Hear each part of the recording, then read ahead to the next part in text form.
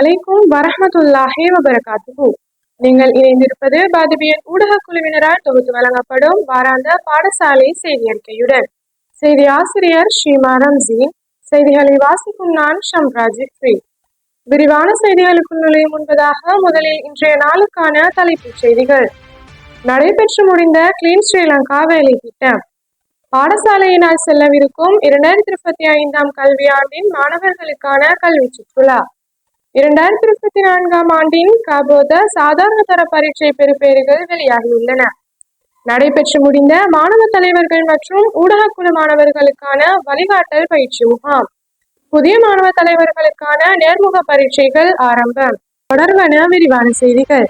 Clean Sri Lanka வேலை திட்டத்தின் கீழ் கிளீன் ஸ்டெப் சேஃப் ஸ்பேஸ் எனும் துணைப்பொருளில் புதன்கிழமை, அதாவது 2025 ஜூலை மாதம் 9ஆம் தேதி அன்று எமது பாடசாலையிலும் பல வேலை திட்டங்கள் முன்னெடுக்கப்பட்டன.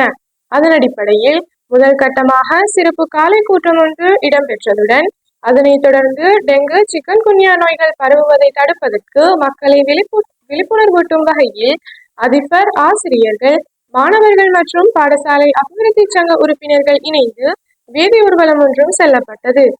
அதன் இன்னொரு கட்டமாக டெங்கு, சிக்கன் குன்யா நோய் நிலைமைகளை முற்றாக ஒழிப்போம், சூழலை பாதுகாப்போம் எனும் தலைப்பில் எமது பாடசாலை மாணவர்களால் அழகான முறையில் வீதி நாடகம் ஒன்று ஓலானி சந்தி மற்றும் பாடசாலை வளாக மைதானத்தில் அரங்கேற்றப்பட்டதுடன் அதனைத் தொடர்ந்து பெற்றோர்கள் பாடசாலையில் சுத்த வேலைகளிலும் ஈடுபட்டமை குறிப்பிடத்தக்க விடயமாகும்.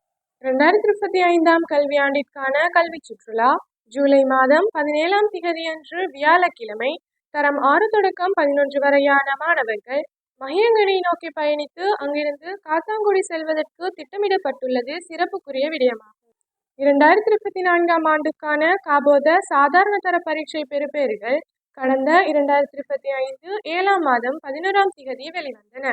எமது பாதிபியா கலையகத்தில் இருந்து பரீட்சைக்கு தோற்றிய மாணவர்களுள் 80% மாணவர்கள் சிறந்த சித்திகளை பெற்று உயர்தர கற்கைக்கு தெரிவாகியுள்ளனர் என்ற இம்மகிழ்ச்சியான செய்தியை அறிய தருவதுடன் 9A சித்திகளையும் 8AB சித்திகளையும் மாணவர்கள் பெற்றுக் கொண்டுள்ளமை குறிப்பிடத்தக்க விசேட அம்சமாகும்.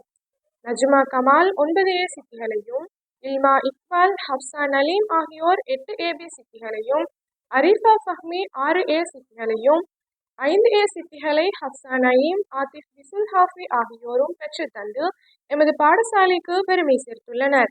இம்மாணவர்களின் வெற்றிக்கு உதவிய அல்லாஹுக்கு முதற்கு நன்றிகளை தெரிவித்துக் கொள்வதுடன் இப்பெறுபேறுகளை பெற அரும்பாடுபட்ட பாடசாலை நிர்வாகத்திற்கும் அதிபர், ஆசிரியர்கள், SDEC உறுப்பினர்கள் ஆகியோருக்கும் பாடசாலை நிர்வாகம் நன்றிகளை தெரிவித்துக் கொள்கின்றது.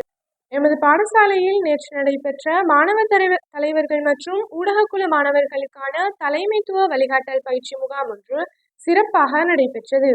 இந்நிகழ்வில் விசேட அதிதியாக இளைஞர் விவகார விளையாட்டுத்துறை அமைச்சுக்கான பிரதிநிதி கசுன் பிரதீப் அவர்கள் கலந்து கொண்டதுடன் இலங்கையின் தலைமைத்துவம் தனி மனிதர்களுக்கு ஏன் அவசியம் என்பது பற்றி உரையாற்றினார். அத்துடன் தலைமைத்துவமும் பொறுப்புகளை சரிவர நிறைவேற்றுவதும் தொடர்பாக எமது கலையகத்தின் பிதா AWZ ஹுசைன் அதிபர் அவர்களும் தலைமைத்துவத்தின் அடிப்படை பண்புகள் பற்றி எமது பிரதேச போக்குவரத்து பிரிவின் தலைவர் OEC விக்டர் அவர்களும் சட்டவியல்சார் தலைமைத்துவம் தொடர்பாக சட்டத்தரணி அஷ்ரப் முக்தார் அவர்களும் உரை நிகழ்த்தியமை குறிப்பிடத்தக்கதாகும். இந்நிகழ்வில் எமது பாடசாலையுடன் பள்ளிப்பருவ முஸ்லிம் மகா வித்தியாலய மாணவ தலைவர்கள் கைகோர்த்துக் கொண்டதுடன் இதனை யூத் விங் ஹெமாத்துகம ஊடக பிரிவின் தலைவர் ஆத்திப் ராசிக் அவர்கள் ஏற்பாடு செய்திருந்தமை முக்கிய விடயமாகும். 2025 கல்வியாண்டுக்கான புதிய மாணவ தலைவர்களை தேர்வு செய்வதற்கான நேர்முக பரீட்சைகள் இன்றைய தினம் நடைபெற இருக்கின்றது.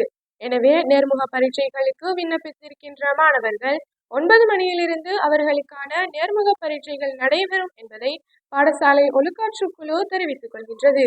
எனவே விண்ணப்பித்த மாணவர்கள் தயார் நிலையில் இருக்குமாறு ஒழுக்காற்றுக்குழு கேட்டுக்கொள்கின்றது. இத்துடன் பாதுபியன் ஊடக குழுவினரால் தொகுத்து வழங்கப்படும் பாடசாலை செய்தி அறிக்கையாகவும் நிறைவடைகின்றது. மீண்டும் அடுத்த வாரம் எமது செய்தி அறிக்கையை எதிர்பாருங்கள்.